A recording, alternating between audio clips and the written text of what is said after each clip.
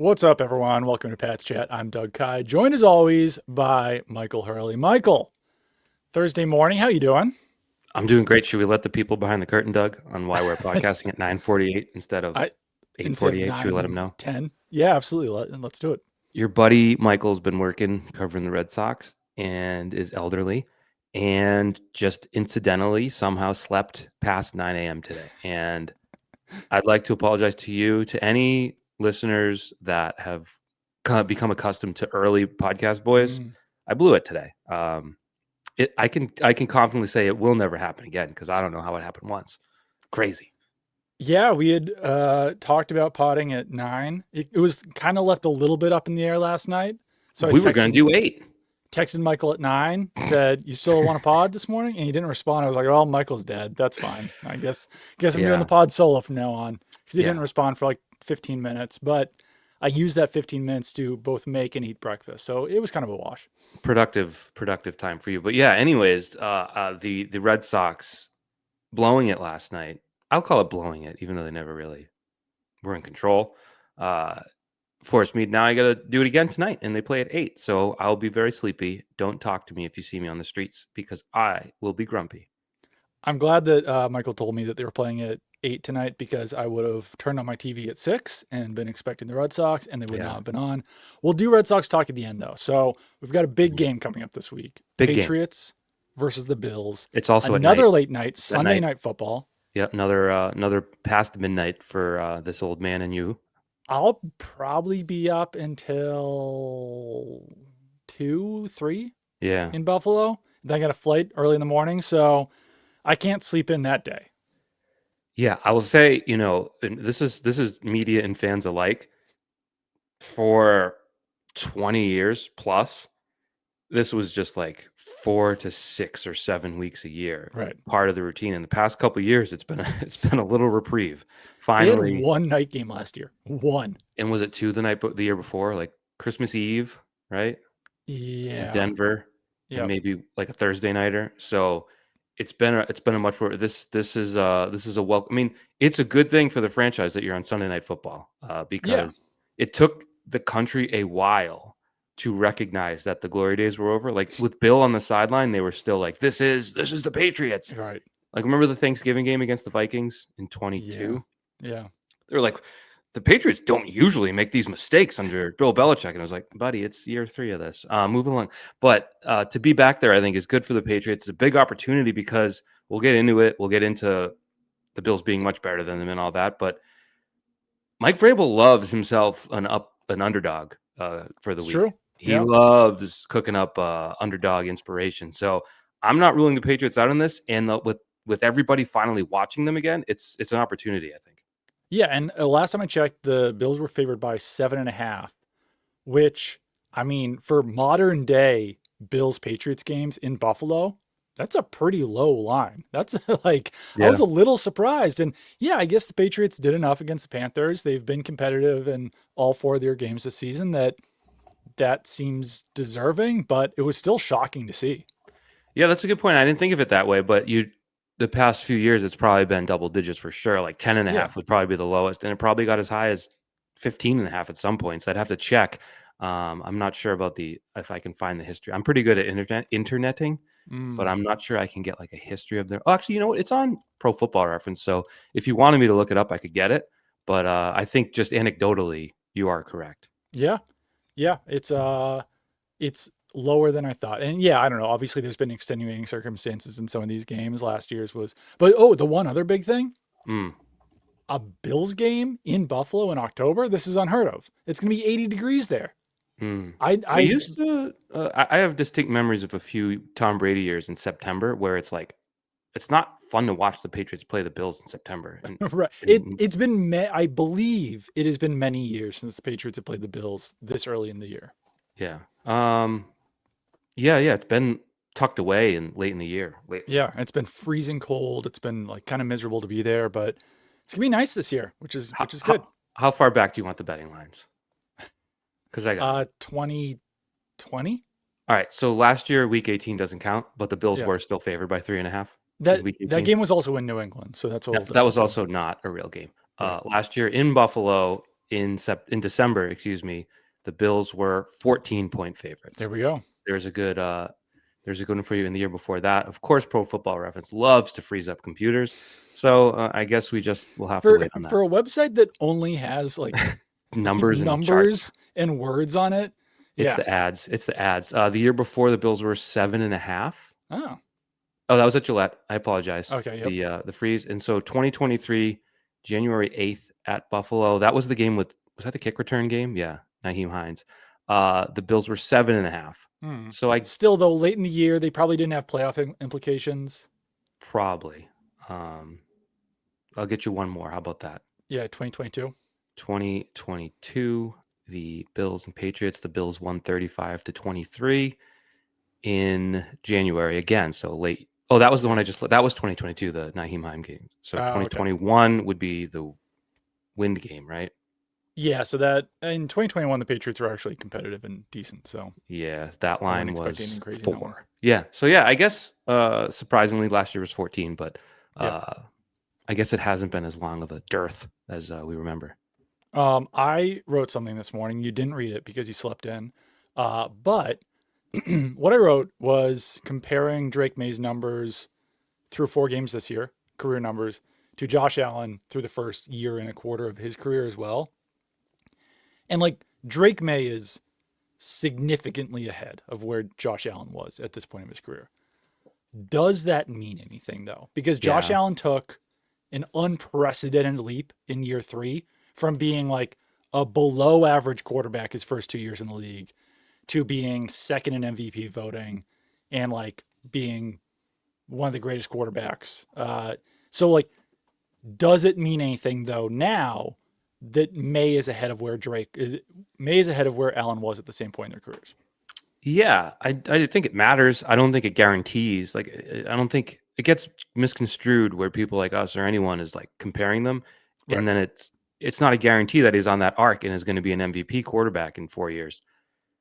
It's just when you watched him play last year and some of the things he can do with his legs and his arm, there's only one guy it compares to, and it's Josh Allen. And it's not saying he's as good as that. Maybe it's Josh Allen light at this point, but I think it's going to lead to that comparison naturally. Yeah. And I don't know. Josh Allen's September, as we've covered in his second year, was awful. I think he had 3 touchdowns, 6 interceptions, and 3 touchdowns in his first 4 games in his second year. He was great after that. Yeah. And then what year did he? Certainly much better, but yeah.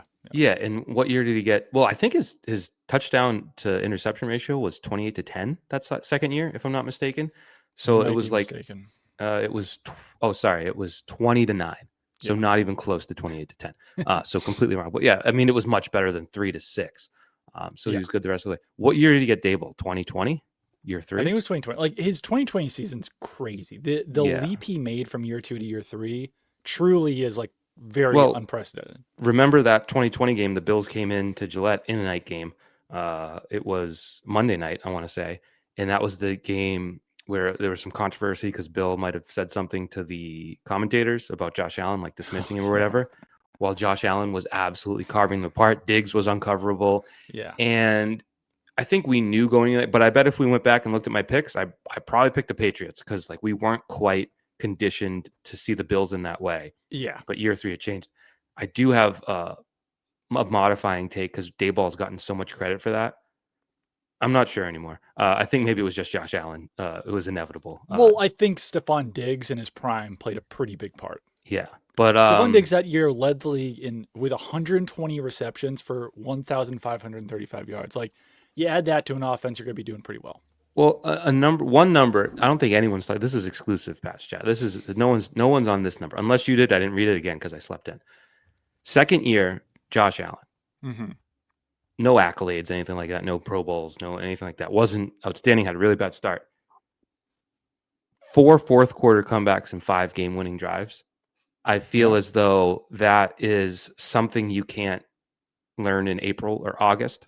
That is sort of becoming, just taking huge steps forward. And granted, that's situational. Like you can't go into a game like I'm getting a fourth quarter comeback today.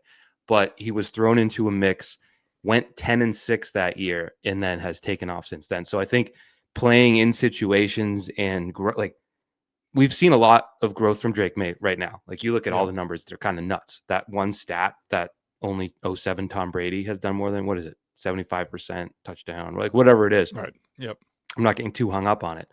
But you look at now, and it's like, opponent situation. Drake Maye, the fumble against Pittsburgh. There's a lot of things you can look at. But as the season goes on, how does he handle himself in situations like that? Kind of like last year in Tennessee, where he made a heck of a play to force overtime, didn't win the game. I think that is just as important as all the other stuff we look at with Drake Maye, like situational Yeah. growth in game. Yeah, and it's a good point. It wasn't included because Josh Allen even had 2 fourth quarter comebacks and 3 game winning drives in his rookie season. 4 fourth quarter comebacks, as you mentioned, 5 game winning drives in his second season. Drake Maye does not have a fourth quarter comeback or game winning drive yet in his career. Obviously, the rest of the talent on the team plays a pretty big factor in that. Like, you can't literally do that by yourself. You also have to be close enough in that situation to have a fourth quarter comeback or game winning drive. But he is pretty far behind at this point from where Josh Allen was in that regard. And just from winning in general. I mean, Josh Allen was, why is this not on here? Oh, here it is. Josh Allen was 5-6 in his first season and 10-6 in his second season. So, Yeah. like, the team was much better, but the Bills were winning games with Josh Allen at quarterback despite his struggles. You should get at least a half of a fourth quarter comeback if you make an absurd play on fourth down to force overtime, and then your coach doesn't go for 2, and then your coach doesn't read the wind, and then you throw an interception in overtime. I mean, you should get a half of a fourth quarter comeback. That play was sweet. It was. It was a fourth quarter comeback, like by definition. You just didn't win or tie. So stats. Came back, but in the fourth quarter, on fourth down, fourth quarter at the end of the game to tie. So yeah, I think as it relates to this week, it's a national opportunity. Like, people will be watching this game. I don't think it's going to set ratings records nationally, but it will be Josh Allen draws viewers. Yeah. So it's going to be, and so it's Drake Maye's opportunity. Like, what if Drake Maye goes out there and outperforms them, even if they lose? What if Drake Maye has another great night? People are going to, I don't know what the national perception is of Drake Maye. I don't know either. I don't know if people even really think of Drake Maye. I don't think kids out in Arizona are talking about Drake Maye at recess. I think this could be the first step. Like, everyone talks about Josh Allen now. That started probably somewhere in 2019 that we can't put a finger on it, but I'm guessing because by 2020 he was a well-known player, wasn't a star, and then became a star. So I think it's a big night. Currently, Josh Allen is 4th in the league with a 109.7 passer rating. Drake Maye, 5th, 109.4 passer rating. So very close as far as, and obviously that's a very basic stat, but that kind of encapsulates all of their raw numbers. And they're pretty close so far. So it's not out of the realm of possibility that they could have a pretty similar game. I don't think the Bills' defense is incredible. I think there's holes in that defense that you can exploit. Certainly in the running game, middle of the field, against tight ends, could wind up being a pretty big game for Hunter Henry and Stephon Diggs, just based on looking at some of the advanced numbers for the Bills in their pass coverage. One thing I did want to compare year 2 Josh Allen's passer rating relative to the league, because I think it's important. Like, you watch the NFL now and you see the stats at the end of the day. Like, nobody throws for 300 yards anymore. I know Stafford had a big game last week, but it used to be every week everyone threw for 300 yards. Josh Allen ranked 24th in passer rating his second year. So I think relative to the league, like, it was 85.3. So Drake Maye's 109.4 would have done pretty well back then. 85 now would be down in the 25. So I just think it's week 4, a long way to go. But I want to compare when we compare their stats, like year 2, I think relative to the league is pretty important, because the touchdown leader in 2019 had 36, Lamar Jackson. Mm-hmm. Jameis Winston, of course, famously second, before Tom Brady came. 30 interceptions, you might remember. So I'm curious, what it is this year, because it doesn't feel like it is best passing season so far. Rate Plus on PFR, on Pro Football Reference, kind of does that. So let me look at this real quick. Rate Plus. This is great. That sounds like some baseball stuff right there. It is. But basically, like, 100 is an average passer rating. And yeah, Josh Allen's was 91 in year two. So it was like just a little bit below average. Mm-hmm. Drake May's, and Drake Maye has a one, like his is going to be massive because his passer rating is so good right now. Mm-hmm. It's a 120. So Okay. 120 versus 91, still I year two bet. May, I far ahead.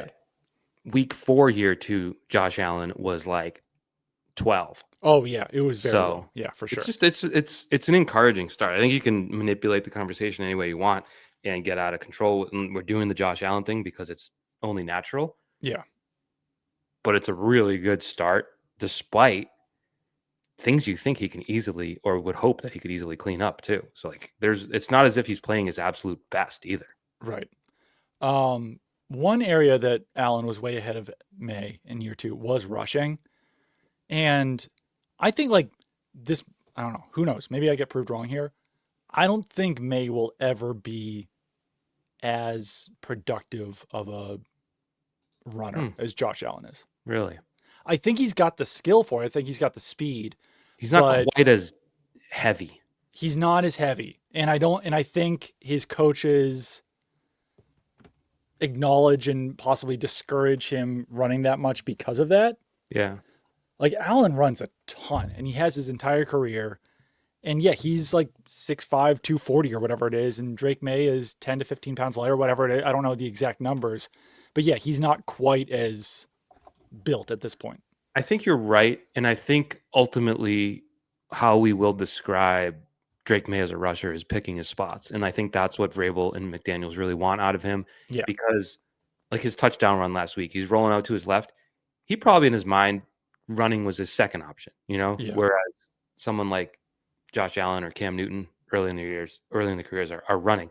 Now we saw Cam Newton run as much as he did. He was the biggest guy you could be, and his career was basically shot at 30 because of it. Right. So I think picking the spots is the right way. I would say Drake will be comparable to Josh Allen in terms of like yards per attempt, probably in terms of touchdown. Mm-hmm. But I would say I would agree in terms of pure volume and dropping shoulders in the linebackers.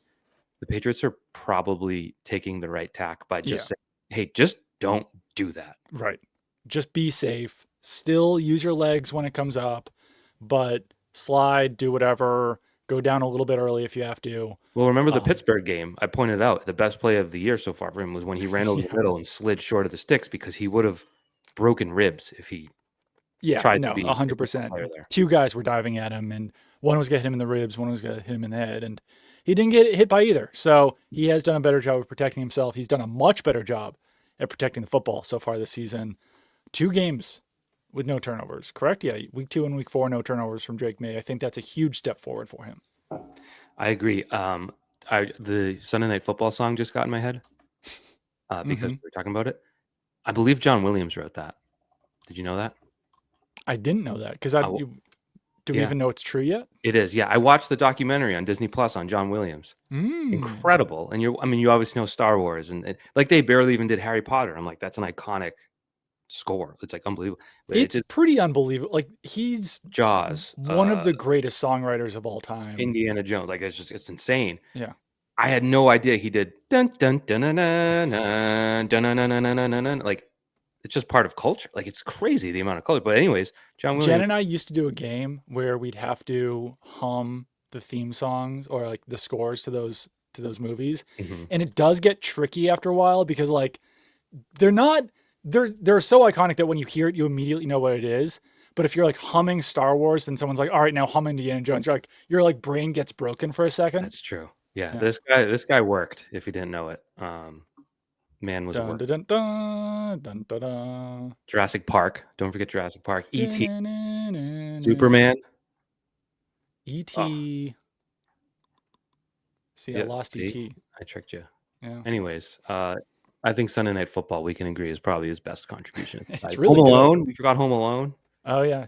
Incredible. The guy's like 90. Da-na-na-na-na. He did Hook You too, I think. want to know a fun fact? We can get back into football here on Pat's Chat. Christopher Columbus, who directed Home Alone and Yeah. first Harry Potter, had Also someone discovered America. that's well under dispute. It was pretty well discovered. It's true. Fair. We don't need to get I apologize for saying that. It's October, Doug. It's a very sensitive It's subject. true. Um, Did not discover America. Did no, some bad things to America. really bad guy, Yeah. Chris Columbus. You could read his journals if you're into that kind of thing. Anyways, this different Chris Columbus directed Home Alone and had a different person. There was a different person that did the score, and they were like, and then they got John Williams, and then they tested it, and it tested like through the roof. And It's what a you got? great score. Yeah, That I get song plays emotional at pretty the end of often Home in my Alone. house around Christmas time. The worst part of being an adult is you watch Home Alone and you're emotional at the end. Like you're like, oh God, like oh, the old man's hugging his kid, family comes home, the legitimately bad mom you still feel bad for. It's true. You know The what's kind of whatever dad. He's like, oh, I don't know. I'll get home when I get home. we'll do this in December, but the opening sequence of Home Alone 2 is absurd. Like Buzz is just an asshole, and the whole Yeah. family turns against Kevin. Yeah. It's just like it's like a bridge too far for me. It's a little beyond the pale. And then Kevin commits, 14 homicides against Yeah. two men. Like Yeah. those guys would not have been. Anyways, we'll do Home Alone talk in December.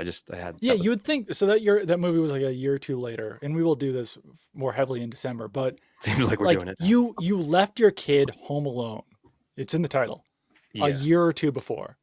And then your like 16-year-old son like causes your kid to like push everyone down at the whatever church recital or whatever it is. Mhm. And you're just like, oh, that was all the kid's fault. That was all this kid that we left home alone's Yeah. fault. It wasn't our teenager's fault who was clearly like Yeah. messing with him. Yeah. It's outrageous. And the uncle belongs in prison. Oh yeah. Like Yeah. jail. Anyways, Yeah. this is more Home Alone than I didn't have this on my notes, so I'm sorry.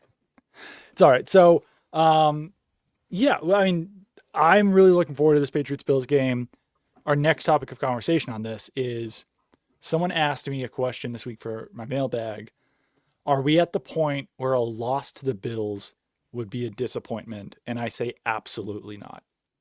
Yeah, I look at it. You want to split first the Bills.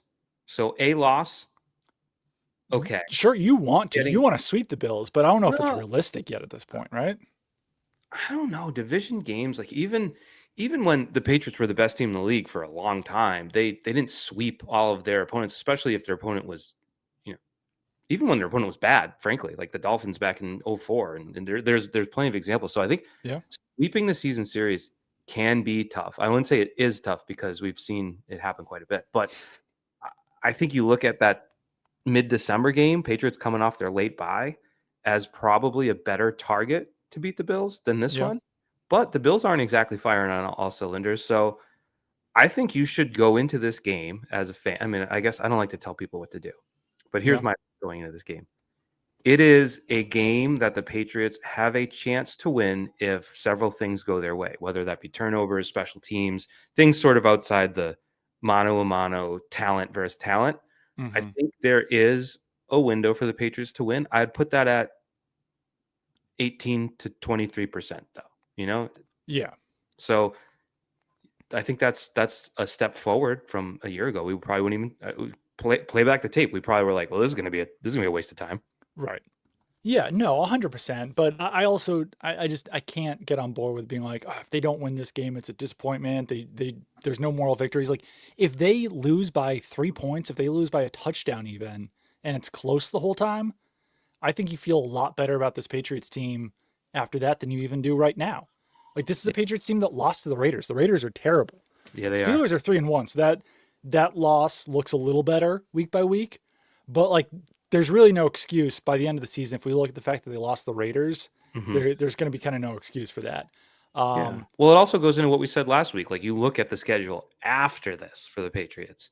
100%. If you go out and lay an egg, yeah, you're going to have some questions on. Yes. Now, questions that we thought were answered last week will come back because that's the nature of the NFL. Like, nothing carries over that long. So if you go out and you lose to the Bills, like you said, put a score on it. 27-21. 24-20. Even if it's like, even if it's 27-20.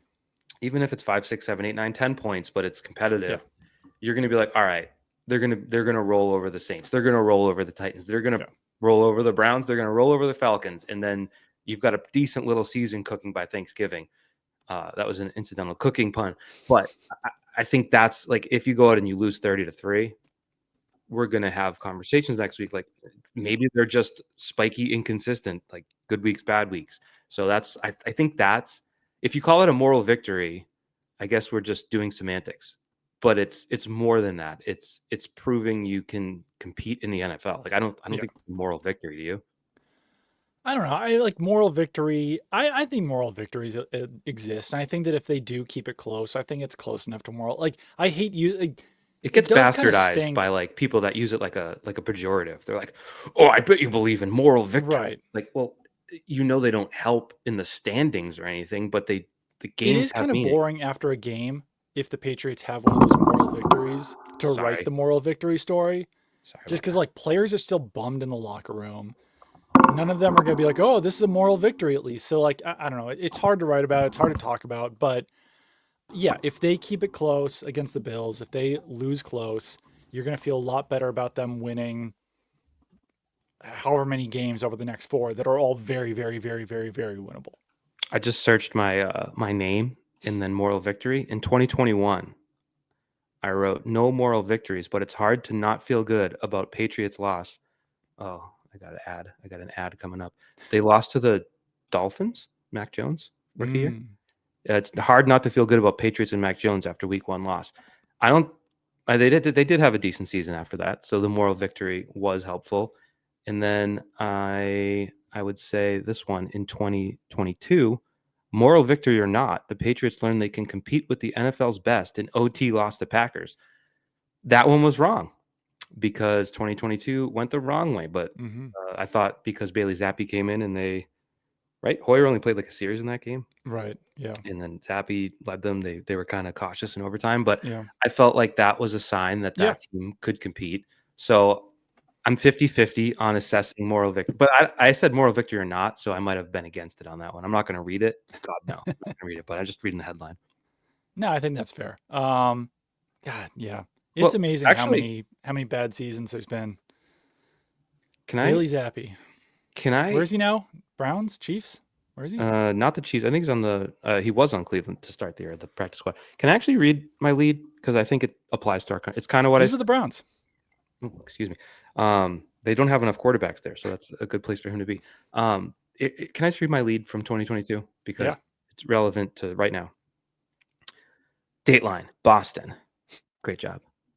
I actually wrote this at my mom's house, so I wasn't in Boston. Anyways, we tend to view things in black and white terms. The term moral victory is made up of dirty words, as old school sports heads will tell it. But sometimes you have to be realistic. You have to sidestep the cliches and just call it like it is. And in the case of the effort and performance in Green Bay on Sunday, you have to consider it a positive day for the New England Patriots. And I distinctly remember at the time, it was a tough conversation to have because people were still in sort of Patriots Super Bowl mentality, you know? Right. Yeah. A loss in September, October could not ever be considered good. But when you're Right. looking at a rebuild, which we were then, didn't work out, and you are now, you just have to be realistic about it. Like beating the Bills is a little unrealistic, Hmm. possible, but unrealistic. But competing with them would be positive for the general scope of what you hope to accomplish this season. Yeah. Yeah. 100%. We did it. Yeah, I'm not going in this game being in a negative Nelly saying they got to win to prove it. If they hang tough, it's good enough. That rhymed. It could be a closing on any story. Maybe you do a game preview this weekend. If they hang tough, it'll be good enough. Maybe I I'll do that. think I wrote most of my game preview already. signed Donnie Wahlberg. Don't want to, let people in on a little secrets of the industry, but sometimes I write the game previews on like Wednesday. Well, not too much changes. You can make some edits. You weren't a I YouTube guy, have were yeah, there's some edits that might be coming on July Tavai, Jalen Hawkins, Jared Wilson. you? But You're not a New Kids on the Block guy, are you? I knew that Hang Tough was a New Kids on the Okay. Block song, but I think we, us, class of 2004, Oh, it was before our time. were a little too young for New Kids on the Block. There was a girl in my first grade who had a New Kids on the Block sweater, and it felt like, I don't know, it's a little Like young. an older sister probably passed it down. I'm Right. guessing. Like I remember, like my older cousin was into them, so it was like just before us. But it was my first concert at Foxborough Wow. Stadium. Yeah, big family trip. My aunts, my brother, my cousin. We went down to Foxborough. Yeah. Couldn't tell you much about. I was 6, I think I was, but Wow. first concert. And then last year when I was in radio, Joey McIntyre did an in-store appearance at Oh wow. Newbury Comics, and I was there. And let me tell you, he still got fans. Ladies lined up in the I meet him. I remember Joey McIntyre and who's the other one? Jordan something? Jordan Knight. Jordan Net. I remember their solo songs on TRL. Yes, they did get a little pop rejuvenation from the boy band. I'm gonna say Rebirth. this. Listen, I don't know if there's a huge New Kids on the Block contingent who Uh-oh. listens to our podcast. Oh boy. The songs don't hold up from what I know. No. Very dated. They're very stuck in time. And just like not good. Like, and it's funny, they were one of obviously kind of the original boy bands. I feel like they hadn't totally figured out the formula yet. Um Well, like there was that instrument, like or the not an instrument, it's from a keyboard. That that's what I think of when I hear the word New Kids on the Block. like the Guts theme song has that, Yeah, like, yeah, that yeah. synth. It's like a synth Yeah, beat almost. yeah, A lot of that in the New Kids, but yeah. I would agree their music is not. But you know what? People like every type of music. If there's a band that makes music, there's people that love them. So I respect that. Music is personal. Do you follow that account Catatonic Youths on Instagram? I do not. He'll post like the worst music of all time that people are making. And he'll do like 20 slides of it. It's usually only like once or twice a month. But yeah, I mean, there's some really bad music out there. But if someone's making it, someone's probably listening to it. I feel like I'm really extra distracting today. But while we're on it, I've seen the band Me Without You open for bands that I like 6 times, and I hate them. I'm like, this is just bad. And I kept having, luckily they retired at some point. They're like, this is our last tour. I'm like, oh, good. I'll stop seeing you open for bands Stop that I like. haunting Michael. So I can relate. I got to watch that. I've watched that guy so many times. Just not for me, but you know what? Some people love them. Yeah. Philadelphia based, true. I think. I feel like I like a very limited scope of music, so I'm not the person to be talking about some of this, but some of it is niche, so I'm part of the problem, I guess. I love your Beach Boys love though. Like I think that really adds a facet that you Do you wouldn't want to see expect. something cool that I have? Yeah, Look at this. I think it's Japanese. Look at this. Look at this. that's pretty sick. 45. Doesn't that just look so cool? Is that Surfing USA? It's Surfing USA. I don't read the language, but I pieced it together. In Japanese. That's pretty sweet. That's just a cool graphic. It's from the 70s, I think. Yeah. Just hanging out over here. I don't have anything cool, so Pretty sweet. nice. Yeah. I did it again, Doug. I really drove a bus through the podcast, so my bad. This is also considered one of the worst albums of all time. This is Beach Boys' Summer in Paradise. I've got that in cassette. Nice. Pretty crazy graphic on that one. Cassettes are back, by the way, so you were ahead of the curve to have that. I really am. Yeah. All right. So we should talk more about football until we get into our Sox talk. Well, what about what do you think? You mentioned Henry would have a big game in Diggs. Is that just based Diggs has done most of his work over the middle so far this season. Like 75% of his yards, something like that, have come in the middle. And the Bills do struggle to cover the middle of the field. Yeah. Okay. They also have Tre'Davious White at cornerback, who I hate to say this, but he's probably like 6 years past his prime at this point. Yeah. Bills fans, I know, would love for them to trade for Tariq Woolen, the Seahawks cornerback. They think they need one other cornerback out there. So could also wind up being like, if you've got Kayshon Boutte matched up one-on-one with Tre'Davious White, you've got Mac Hollins or Stephon Diggs out there, that could be another matchup to exploit. It's interesting with Diggs because, again, I don't think I was alone. I don't remember where you stood on it. I didn't think we'd see him in September. Having the ACL at the end of October last year, I was like, 11 months is a pretty quick recovery. Yeah. Let alone 10. So to see him out there in month 11 of recovery and finally have a wide receiver 1 game just before a nationally televised game against his old team on Sunday Night Football, like it is kind of shaping up for him. I don't know. I mean, even if the defense really focuses on him, he's a guy that can get open and catch balls. So he also does feel like the kind of guy who like will, even if he doesn't say it, will have extra motivation going against the Bills in Buffalo with like fans screaming at him the whole time to just be like, F you, I'm going to have 100 yards. Yeah, he knows how to play the game. Like he's not going to feed into it and give fodder for the locker room and No, national media and all that, but he did get 7 targets in week 1, but it was a soft 7, if that makes sense. it was, but like even at the time, I remember we extrapolated and it was like, oh, well, that would almost be 1,000-yard season. Right, but then like his usage was sort of muted after that. 5 targets for 32 yards, 3 targets for 23 yards, and then you had last. So I think last week was really his first. Like they targeted him 7 times in week 1, but it wasn't. Let's go to this guy a lot. It felt sort of incidental. Last Definitely. week felt intentional. Like Yeah. you said, they shortened up their receiver Mm-hmm. playing time. I would agree with you. He's 7. If the over under targets was 7, which is what he got last week, Yeah, I'd probably take the over. I agree. And we talked about it on our last show. I did put the tweet out there. So Stephon I Diggs for know. 4 games, 19 catches, 213 yards.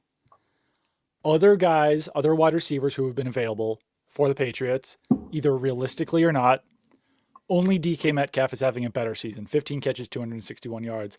Otherwise, Terry McLaurin, 149 yards. He's been injured. Calvin Ridley, 141 yards. That has not gone well. T. Higgins, 136 yards. He's got a backup quarterback, but it is what it is. And then Chris Godwin, 26 yards. Brandon Ayuk, pup list. And I, of course, as always, on Twitter, you get some person just being like, I disagree. And the tweet was, this was Mike, this whole list besides Ridley is probably disingenuous given these guys' situations to start the year. That's part of it. It's the point. Like, Yeah.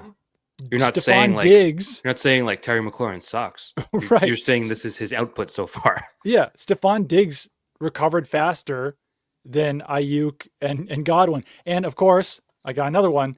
Diggs didn't recover faster. Only his ACL was torn. Ayuk's whole knee got reconstructed. Once again, part of the point. Like, yeah. He's on the field. Twitter, that's going to happen. It's truly amazing though. You cannot have a perfect tweet that no one's going to disagree with. Do you know what is worse, in my opinion? Because I'm a big brave boy. I would put out information like that, just straight cold information for years. And being at the Sports Hub, it gained me the reputation of being like a homer. And it's like, this is just information. This is not, I've put it on paper, digital paper, and it's out there. I can't wear the insults you're hurling at me for doing that. So there's really no way to win. No, there's definitely no way to win. Yeah, it's been interesting hearing Sports Talk Radio navigate a Patriots 2-2 start because it's kind of funny. I think in some regards, it's more positive than like the years that they would start 4-0. I think that absolutely. They know they have to twist, like they have to play the game of like keeping people interested. Right.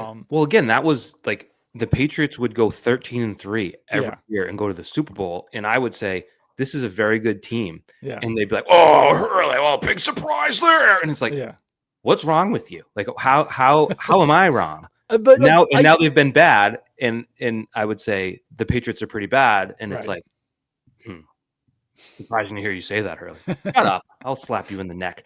It is obviously it's all done to keep interest up and they're masters of it. And like with a 13-3 team for 10 years straight, some people might start to tune out, and the way to get interest back in is to be negative about it. So I get it. And I understand what they're doing now too, but it is funny to think about in retrospect. I have a question for you. Yeah. On the spot. You mentioned Calvin Ridley. Yeah. Oh, a little indigestion there. An apple beforehand. I guess I either forgot or stopped paying attention to the Titans last year. He did have 1,000 yards. Yeah. Only 4 touchdowns. Right. This year, he has 141 yards, as you mentioned. The Titans last year went what? 4-13, right? They were the worst team, so yeah. Or yeah, it was like 3-14. 3-14. I'm sorry. That's right. There was multiple 4-13 teams, but they weren't. This year they are 0-4.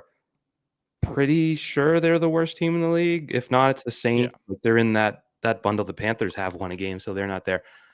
Who do you think Ridley regrets signing there more? I think I'm answering it while I'm asking. Do you think Ridley regrets signing with Tennessee more than the Patriots would have regretted putting all their eggs in his basket a year ago financially? I think the Patriots would have regretted it more. Really? Even though he was a 1,000-yard receiver last year? But if he had started this year, like if you take exactly what's happened to him in Tennessee to if he had an exact replica, and he had a 53% catch rate, 1,000 yards True. last year. And then he starts this season, though, with 10 catches in 4 games for 141 yards. I think people are losing their minds at Elliott Wolf about it. It's an interesting look because we covered the Ridley pursuit pretty doggedly. And I think what we all settled on was not really a number one, Right. but will get paid like one Yeah. because of the market. He was the best receiver on the market before 2024, right? Yeah. Yeah. Yeah. It's like feels like ancient history now. But you look at 1,000-yard season with what Will Levis and Mason Rudolph as his quarterbacks. Yeah. Yeah. Yeah. He performed. I don't remember No, because like feeling I at mean, any but point. once again, I didn't play fantasy, so I guess that's the he difference. played 17 games. That's 60 yards per game. Yeah, Like you he don't topped necessarily 100 need to once. remember 1,000 yard season at this point. He topped 100 once. He had more than 90 once. Right. He had more than 80. So twice, and he Yeah. had more than 80 yards in a game 4 times. So I guess it wasn't. It definitely wasn't wide receiver one numbers. So you're right. Yeah. I was kind of surprised to see that No, 1,000 number absolutely. because you throw him into a Drake Maye offense, maybe it's 12, 13, 1,400. I don't know. So it's just I would settle on last year would have been too early to have that. And it kind of worked out that you got Diggs, who may not be a number one receiver right now, but has Right. been in his career. It You feels might be too better early off. to say definitively. I would rather have Stephon Diggs right now than Calvin Ridley, but Yeah. it's not an absurd thing to think. No, I I wonder. think they're the same age. Calvin Ridley's 31. How old is Stephon Diggs? I know he's coming off the I torn think he's ACL, but like turning 31, right? Isn't he? he's 30. He's gonna be so Diggs is gonna be 32 in November. Okay. Calvin Ridley will be 31 in December. So Yeah. they're a year apart. And Diggs has the ACL concern, Yeah. but Ridley was also suspended for an entire year for gambling. Like, it's not as if he comes Yeah. with no risks himself. Right. So yeah, you go from the Levis Rudolph combo to the number one pick in Cam Ward, like the most overlooked number one pick I can remember at quarterback in my Yeah. life. You're probably going to have your coach fired soon. Did you Sad see situation. Ward's quote that we ass? No, I didn't. I love that's a Jabril Pepper special. You're lucky we ass. It's true. And I mean, but Jabril Peppers said it to what? Saquon Barkley? No, It who was was someone it? on the Giants, right? Might have been Barkley. He was saying it Yeah. like coming off the field, whereas I think Ward just like straight up at a press conference was like, we ass. I love that. Well, Brees Hall had the quote of the century. Like you see people sometimes shoot themselves in the foot. We come in and shoot ourselves in the face or the head. And it's like, damn, dude. It made me want to hear more quotes from Brees Hall when I saw I that. know. That's the first Brees Hall quote I can recall No. seeing. I So was like, this guy must be awesome. this guy rocks. Yeah. But yeah, no, it's an interesting card. Like I was not someone who was pounding the table for Stephon Diggs because I feared Yeah. the emotional component on the sideline. Like it's hard to get out of your head him pacing and screaming at Josh Allen Right. in the middle of a playoff game at home when they're losing to the Bengals, and you're like, I don't think that's good to have. I will say he seems, and again, public personas, whatever, on the field, in the uniform, whatever. I'm not talking about the boats. He seems to have a different perspective on being a professional thus far with the Yeah. Patriots. Yeah. I think that tearing your ACL and having to recover from that certainly plays a factor in that. So And I bet like the shallow market for him was a little bit humbling. You know, yeah, this for is a sure. guy that was like a top 3 receiver in the NFL for a couple of Right. years. He was very, very, very good. As I mentioned, led the league catches and yards in his first season with the Bills. That'll help. Josh Yeah. Allen went from John Brown being his top receiver to Stephon Diggs. That's Pretty crazy. wild. Didn't the Bills win in Gillette in 2019? I feel like John Brown had like 2 deep balls. Maybe. It was a crazy game. I'd have to check. That's something you would have to remember instead of me. I'm pretty bad at remembering individual games. All right, ready? Late season. They They, beat the Bills at home 24-17, I guess. yeah, they did They not came win. up short. The Patriots went 2-0 against the Bills that year. But however, John Brown did have a 53-yard touchdown catch. So I remembered some of it. There we go. Shout out to Matt Lacoste for catching a touchdown that day from Tom Brady. The Matt Lacoste era, I'm shocked that no, okay, so he only had 131 yards. Never mind. Yeah. Yeah, the Matt Lacoste era was a byproduct of Bill just wanting Rob Gronkowski like to get the hell out of there. It was the same thing that led to you having Cam Newton because he wanted Tom Brady the hell out of there. It was a bad situation. Yeah. Bad situation. It was unfortunate. Didn't have to end that way. Matt Lacoste. They didn't UNC, hate him a lot, did UNC they? Clemson this week. Yeah. That'll be interesting. Who's more That'll be fun. ass? Who's more ass? We'll find out. My guess would be that UNC's more ass, but only one way to find out here. Clemson's 1-3. Yeah. But All right. they've had a slightly more difficult. Do you have anything else on the Patriots or the Bills? Jahlani Tavai return to practice. I think that actually like Tavai could wind up being a pretty big boost at linebacker over Christian Ellis. Jack Gibbons has been good, but Tavai's best years in New England were when he was able to play next to Juwan Bentley as that kind of like number 2 guy. I think him doing that next to Spillane could wind up being impactful. Maybe I wind up eating my words, but I think that he could immediately be an impact maker. Jalen Hawkins potentially not playing in this game.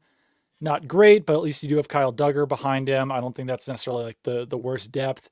And then don't know what happens with Jared Wilson, but I think that Ben Brown played well enough in week 4 that like that's almost not even a worthy topic because I think those guys are pretty much on the same level at this point. Brown might even be a little bit above him.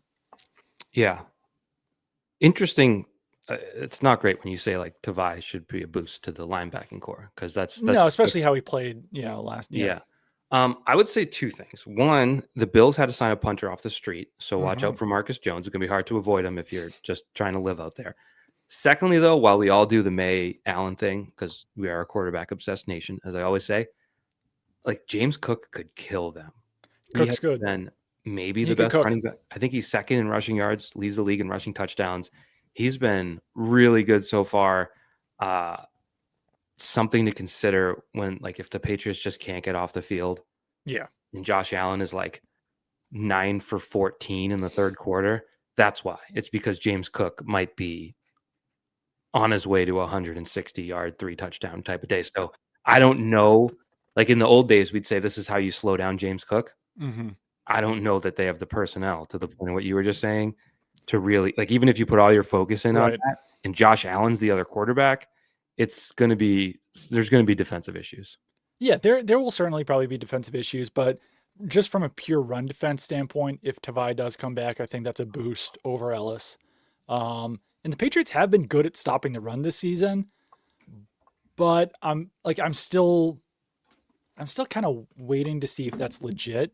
I would say last week they struggled a little bit more about defending the run, but they got off to a huge lead, so that didn't really matter. But who else have they played? Yeah. They played Genty, who's still finding his footing. Chuba Hubbard and Achan's good. Achan, so and he was Achan might not be as good as James Cook, but like they're pretty similar. I feel like. Yeah. You want to do pace, but the Dolphins also were without some offensive linemen. Is that right? They had a new right tackle. Yeah.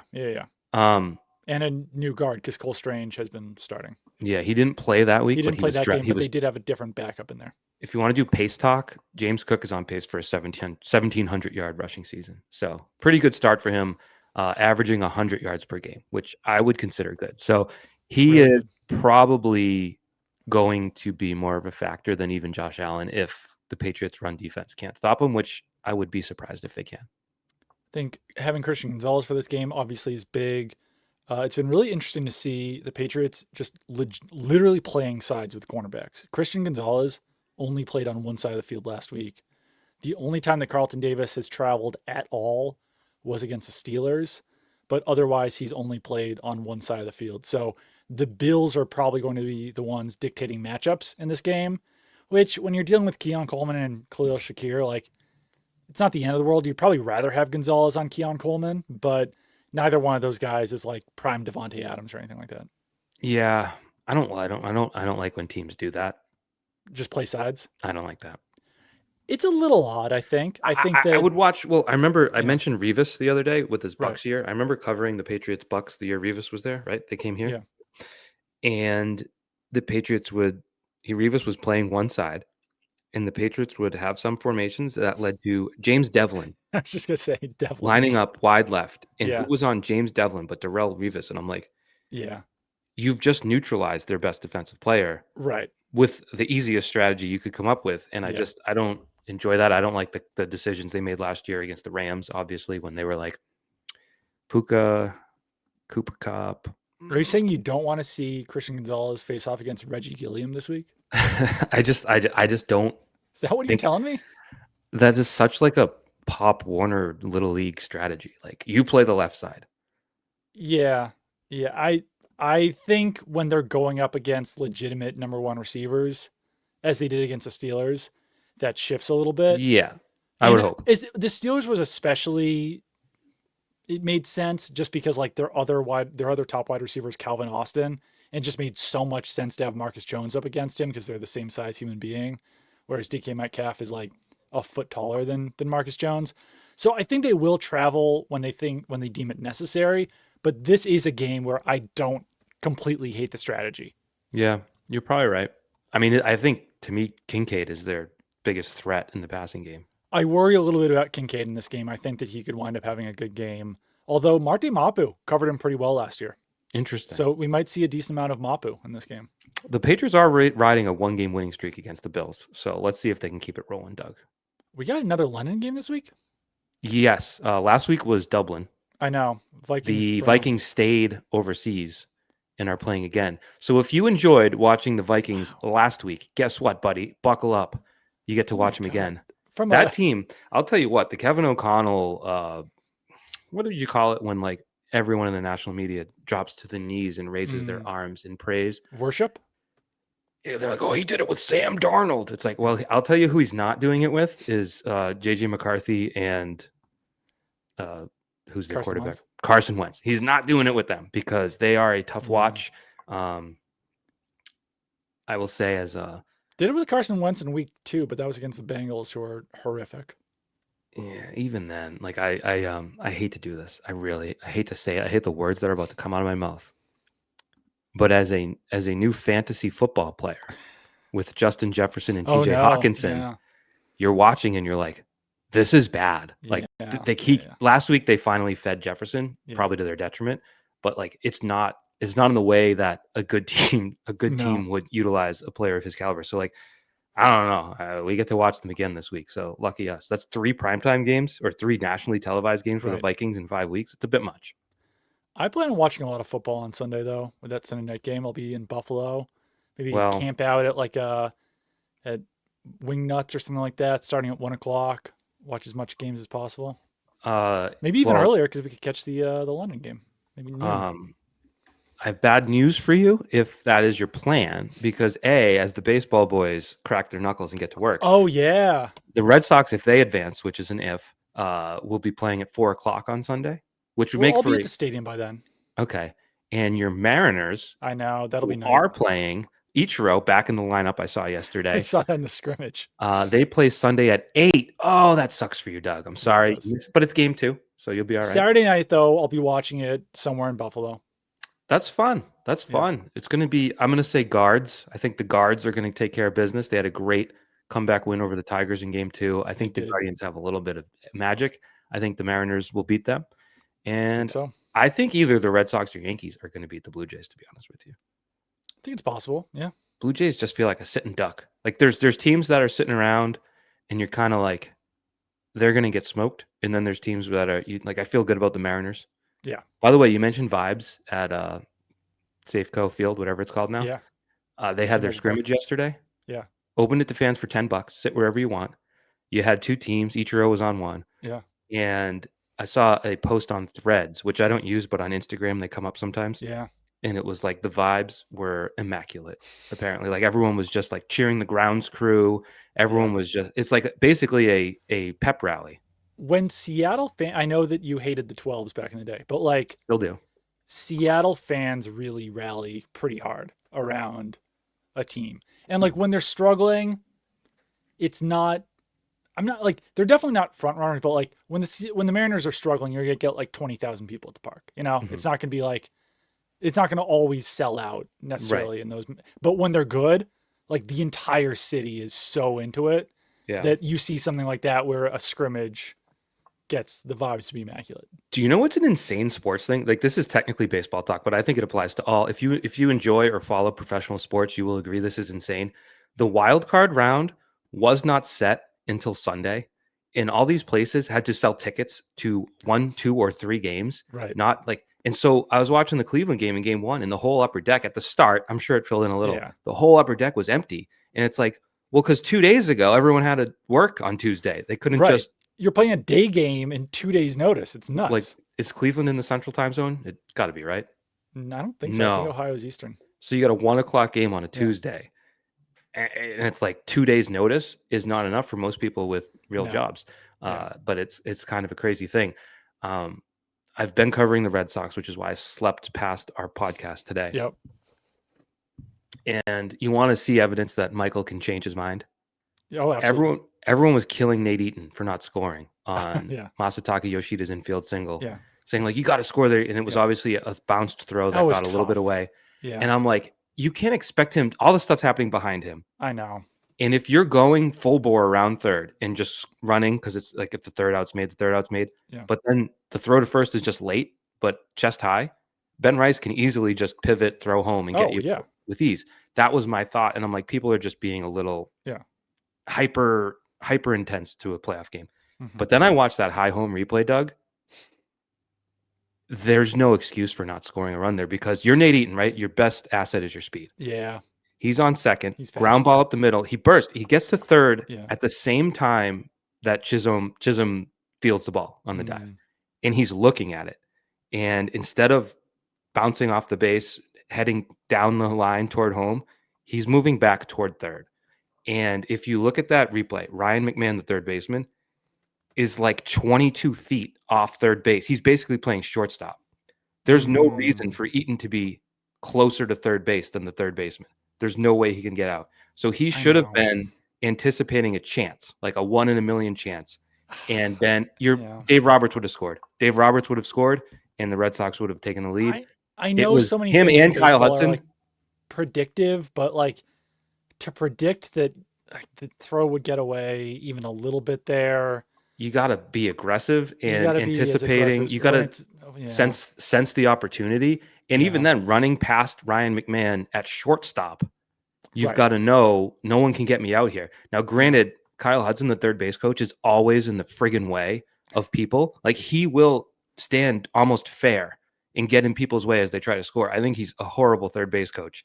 And former college football player. Well, he should go back to that because I think he wants to get tackled. I really think he misses contact. And he basically contact. He basically got in Eaton's way of even doing that. So I don't know if it's Eaton's fault more than Hudson's, but huge missed opportunity. That you can't catch a lazy pop fly to left. You can't get a bunt down. Bad baseball. And now the Red Sox season is on the brink. But I mentioned beforehand. Go ahead. I was just going to say, real quick aside on Kyle Hudson, I'm used to base coaches being like 50 to 60 years old. So it made me feel really old when I found out that Kyle Hudson's younger than us. He's 38. Yeah. I was that seems illegal. I don't know. I just don't like a third base coach like starting fights, which he's done multiple times this year. He's too youthful to be a base coach. Yeah, perhaps. And it's not even like send or stop. Usually that's what gets a third base coach under everyone's scrutiny. It's he's out of the box. He's yapping at opposing pitchers. He's like leading to benches clearing. And it's like, you should never be in that position as ever in a million years as a third base coach do that. Right. But I was saying, because we're talking about Sunday, you got theoretically the Red Sox could be playing at 4, leading right into a Patriots Sunday night football game. And it reminded me of 04, like the October of 04.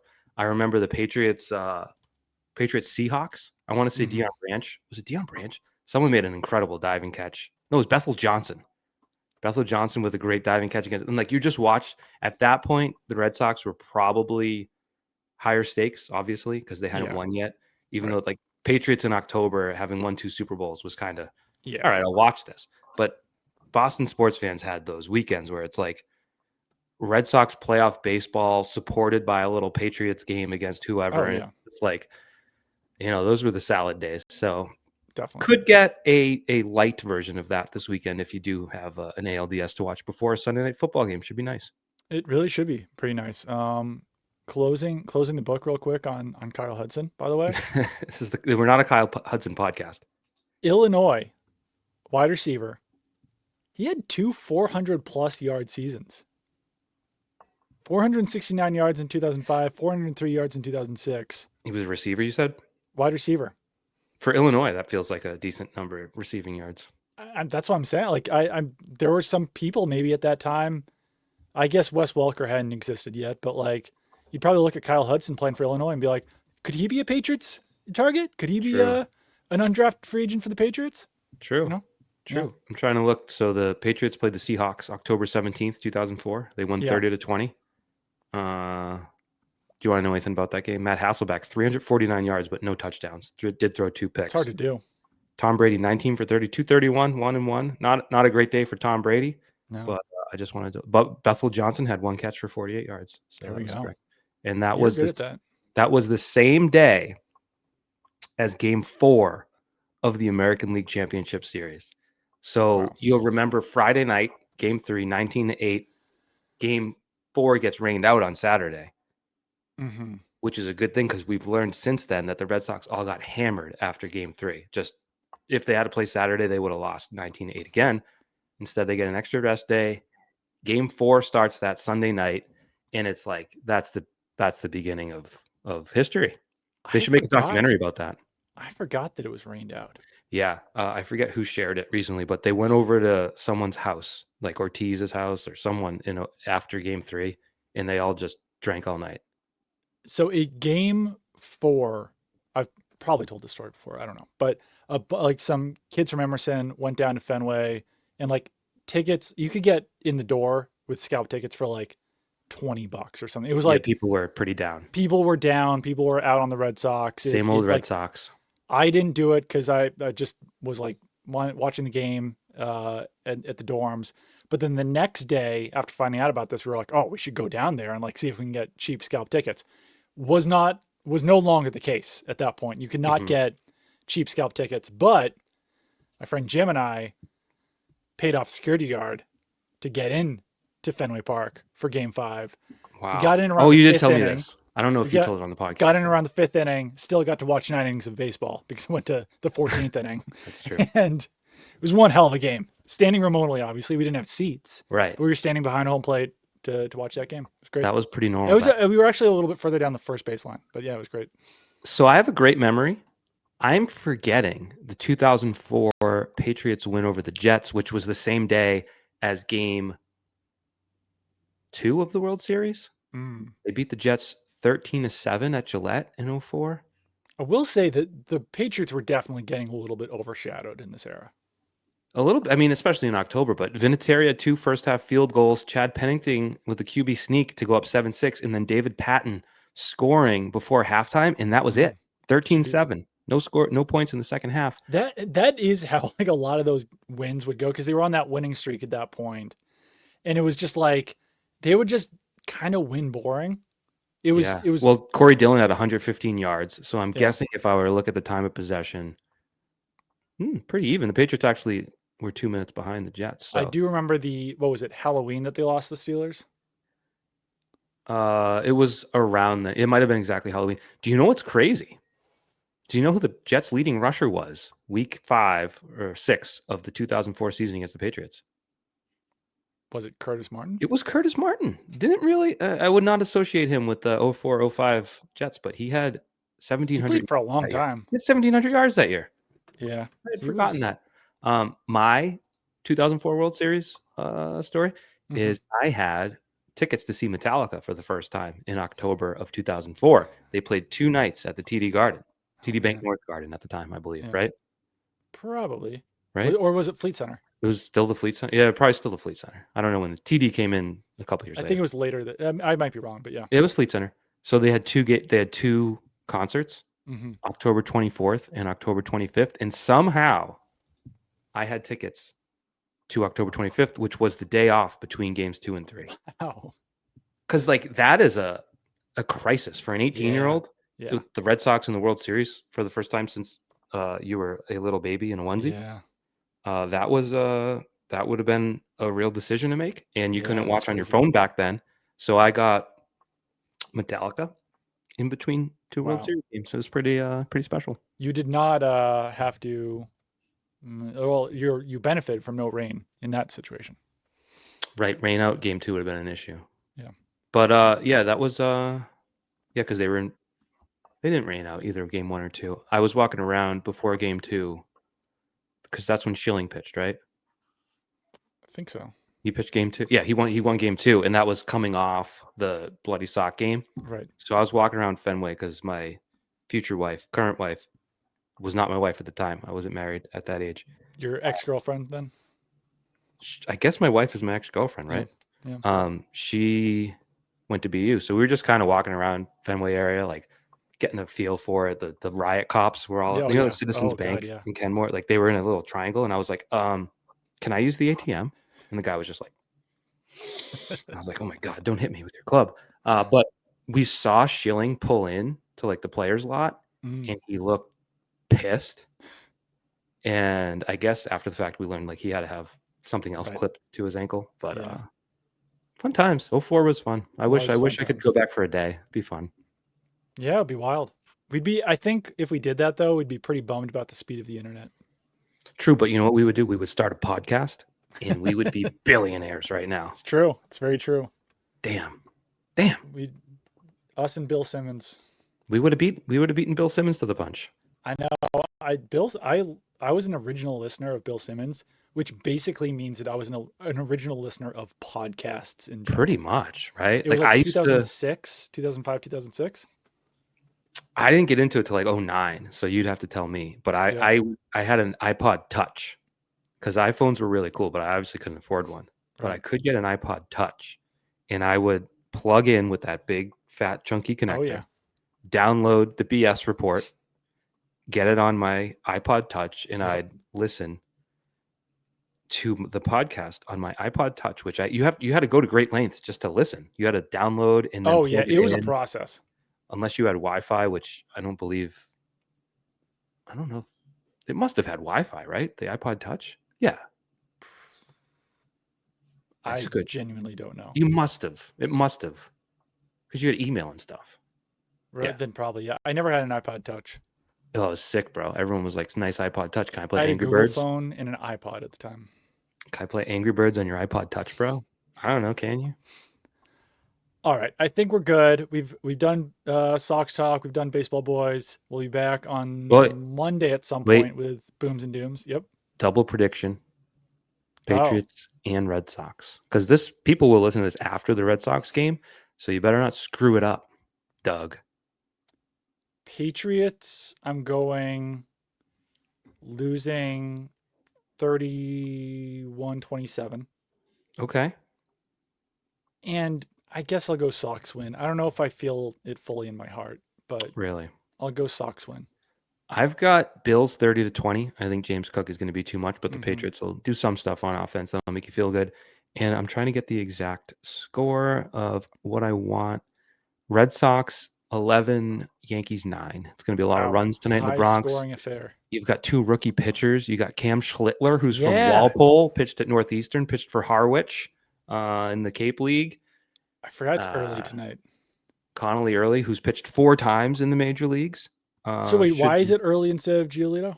Giolito got hurt after the season. They said Monday, crap, Giolito's hurt. He has an elbow injury, does not need surgery, but is likely out for all of October.